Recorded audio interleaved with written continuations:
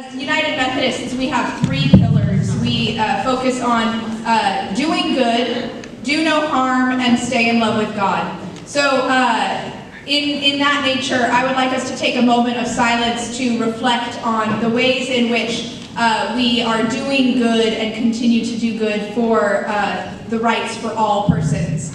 Let us take a moment of silence.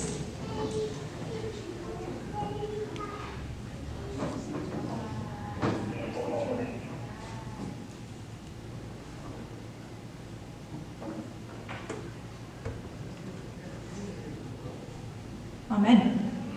Amen. Welcome to the 2020 Crescent City Women's Rights March. Women's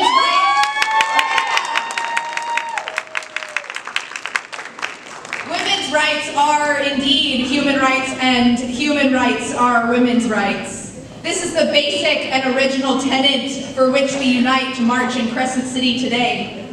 We come together to ensure every person has equal rights to life, liberty, and pursuit of happiness.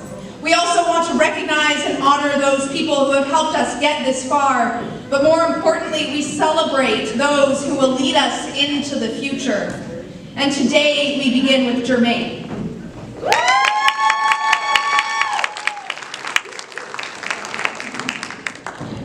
We believe in reproductive freedom. We do not accept any federal, state, or local rollbacks, cuts, or restrictions on our ability to access quality reproductive healthcare services. Healthcare services that include birth control, HIV/AIDS care and prevention, and medically accurate and inclusive sex education. Right on. This means open access to safe, legal, and affordable abortion and birth control services for all people, regardless of income, location, or education. We understand that we can only have reproductive justice when reproductive health care is accessible to all people. I am a believer, and I believe in reproductive justice.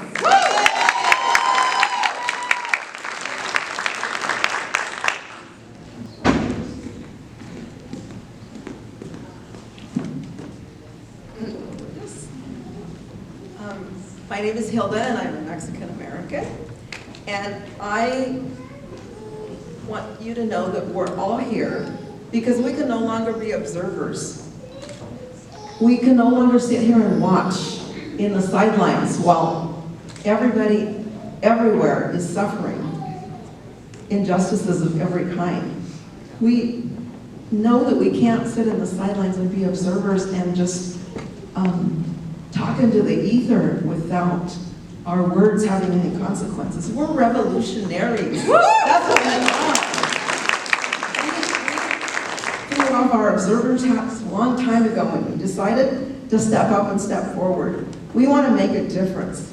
And as you all know, it takes courage and determination to stand grounded in one's beliefs and ideas.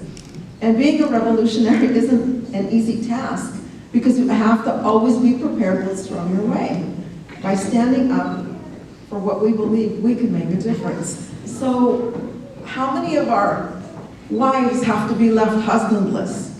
How many of our mothers have to be left childless? How many of our families have to live in fear constantly? Rooted in the promise of America's call for the huddled masses yearning to breathe free, we believe in immigrant and refugee rights, regardless of status of country or origin. It is our moral duty to keep families together and empower all aspiring Americans to fully participate in and contribute to our economy and society. Immigration reform must establish a roadmap to citizenship and provide equal opportunities and workplace protections for all. We recognize that the call to action to love our neighbor is not limited to the United States, and that migration is a human right. No immigrant is illegal.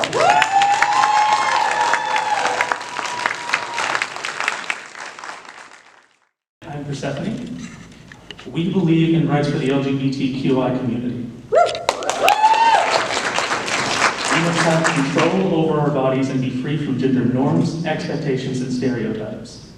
We must free ourselves and our society from the institution of awarding power, agency, and resources disproportionately to cisgender masculinity to the exclusion of others. We firmly declare LGBTQIA rights are human rights. It is our obligation to expand and protect the rights of the LGBTQIA+ community.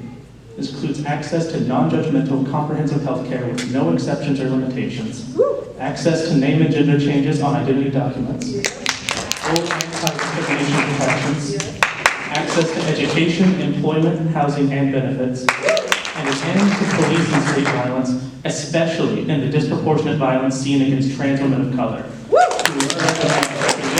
Empowerment, and protection. Our rights have not come freely. The first Pride was a riot, led by powerful activists like Marsha P. Johnson and Sylvia Rivera. Prime examples of trans women of color who paved the way for LGBTQIA rights, and who are censored, ignored, or belittled from history. In the words of Marsha P., there's no pride for some of us without liberation for all of us.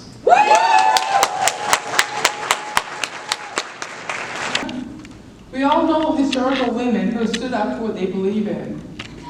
Yet there are many women who have gone unacknowledged who stood up for what they believe in. My grandmother, my father's mother, is one of these. Her name is Margaret Durr. She was born in 1904. In our history books in high school, at least in mine, we read about the soldiers who fought overseas and here at home.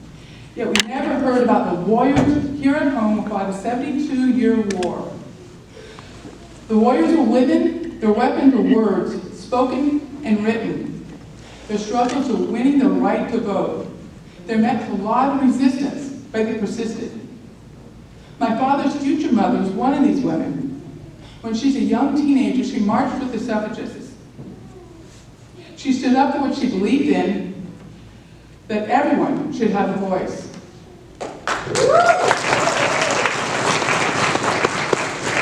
A memory my father shared about my grandmother illustrates that she also fought for racial justice as well. In the early 1940s, they're driving through southern Ohio in the summertime. It's hot, it's humid. My father and his brother were complaining that they're hot and they're thirsty. And his mom said, we'll stop at the next diner. They pulled in, there was a sign saying, no Negroes allowed. She turned the car around and continued on down the road. My father and his brother complained, Mom, we're not Negroes. We could go in. Her comment was, how would you feel if you were hot, you were thirsty, and you're a Negro?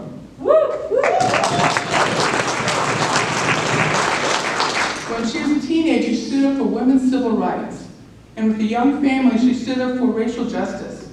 Standing up against the social norms could be a challenge. That's who she was, and that's what she did.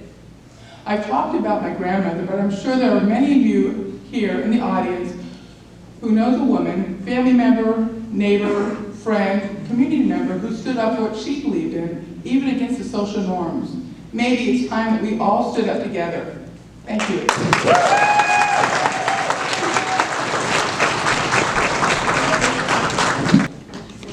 Hi, Queen Netnam, Jan Wortman.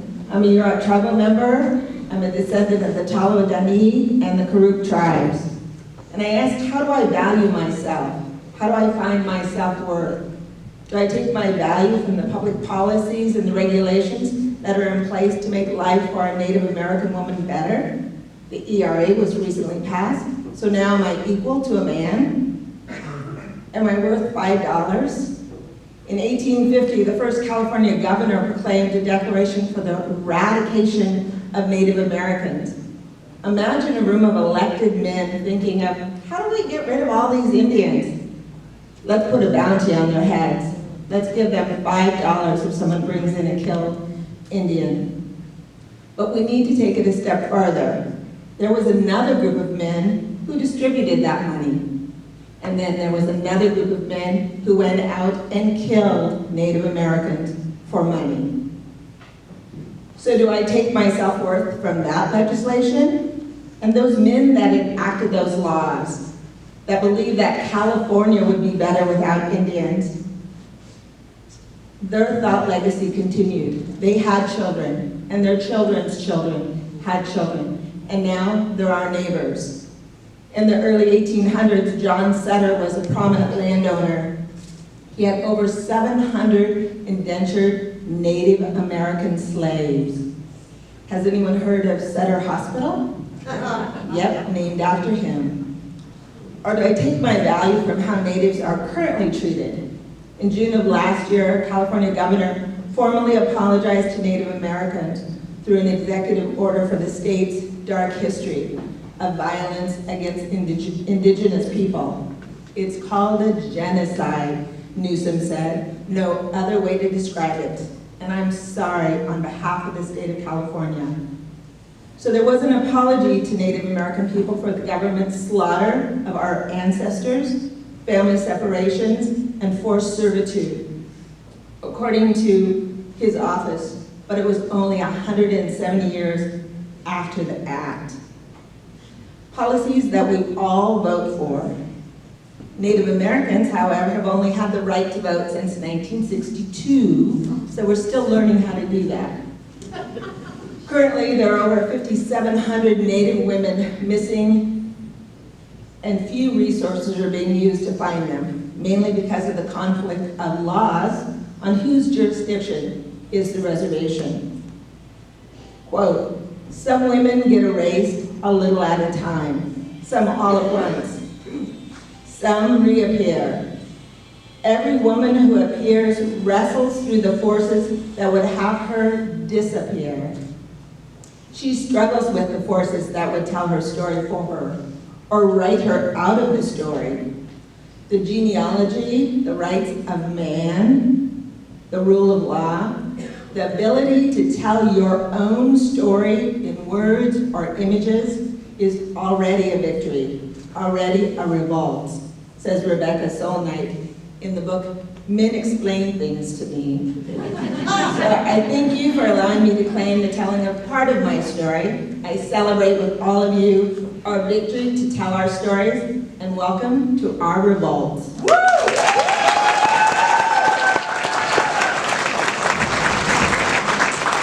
Good afternoon, I'm Susan. We believe that all women's issues are issues faced by women with disabilities. In the war-torn country of Iraq, a rocket-propelled grenade shot down the helicopter she was co-piloting, disabling Senator Tammy Duckworth. She lost both her legs and a partial loss of her ability to use her right arm. She speaks of her recovery. I realized and relearn to walk, and I had to bathe and walk and eat and do everything else again by falling, crawling, and pulling myself back up. I realized I needed to allow myself to fail, and that having to learn to brush my teeth again didn't make me a bad person. With true conviction, she speaks. Don't you think it's time that we stop being surprised that America's daughters are just as capable of doing their jobs and defending liberty as her sons? Together, we can ensure that every woman, no matter her race or religion, has the right to fair pay and to make choices about her own body and the right to a safe workplace environment. On violence against women, Duckworth states, I am thinking of the women who have gone through unimaginable, the survivors who personify strength every day. We must keep working to reinstate and expand on the Violence Against Women Act now. The House reauthorized the Violence Against Women in April 2019. The Senate is still talking. How many more women have to die? I ask you.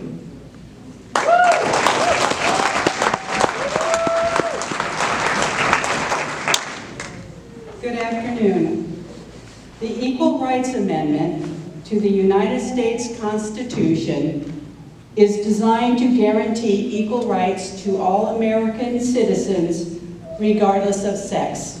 It says, "Equality of rights under the law shall not be abridged by the United States or any state on account of sex." American corporations oppose the ERA.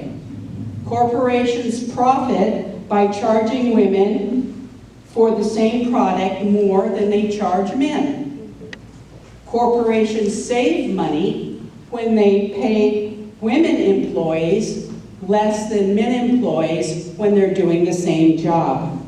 The ERI will provide a legal remedy against discrimination. The intention of the 14th Amendment was to protect the rights of the recently freed male slaves, not women. The Supreme Court ruled that the 14th Amendment does not prohibit discrimination based on sex in a case where a woman sued the police department for failing to enforce a restraining order against her husband who took and murdered their 3 daughters. Alice Paul first introduced the ERA to Congress in 1923. 49 years later, the Senate passed the ERA with a deadline for states to ratify it. Only 35 of the necessary 38 states ratified the ERA before the deadline. Decades passed. In 2017, Nevada ratified the ERA. The next year, Illinois did the same. 4 days ago, January 15, 2020, Virginia became the 38th state.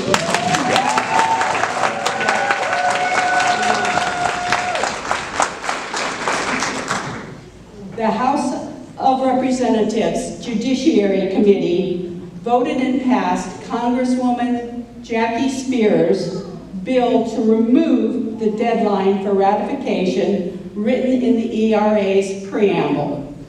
Let's all work to pressure Congress and Senate to remove the deadline so women will win when they file a discrimination case.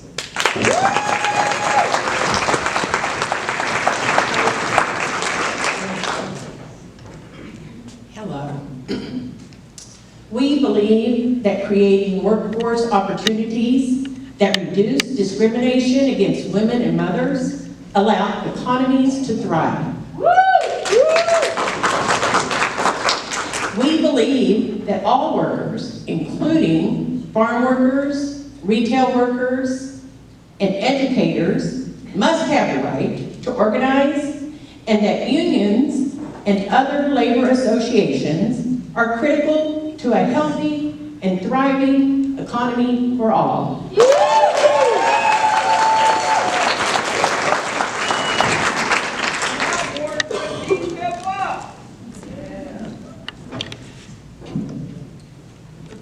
To fight climate crisis and support environmental justice, we have been called to change.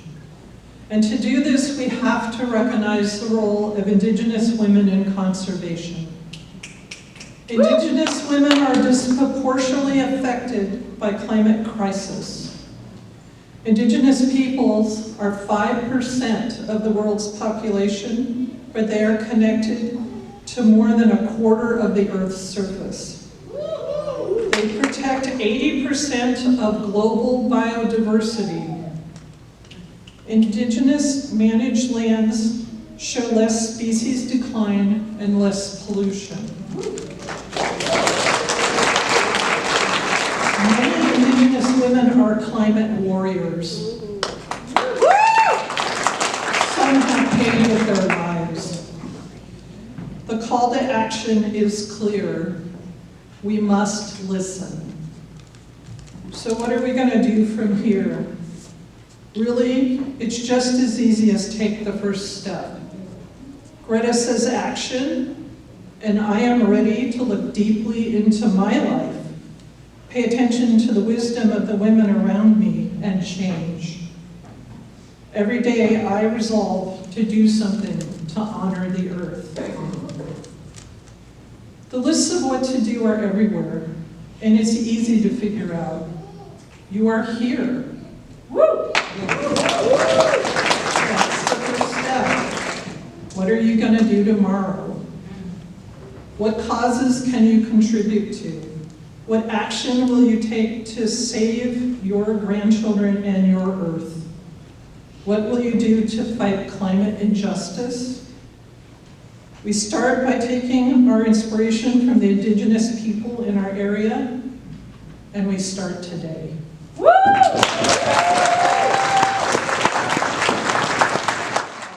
They are inspiring, and we know that they can't do it alone.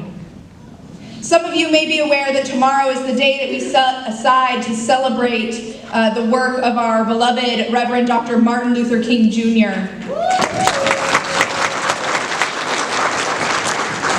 This has traditionally been a day of service across the United States. We would hope that your commitment to action doesn't end here today after the march, but reverberates into the coming year so that when we do this again in March of 2021, we can celebrate the actions that we have all taken.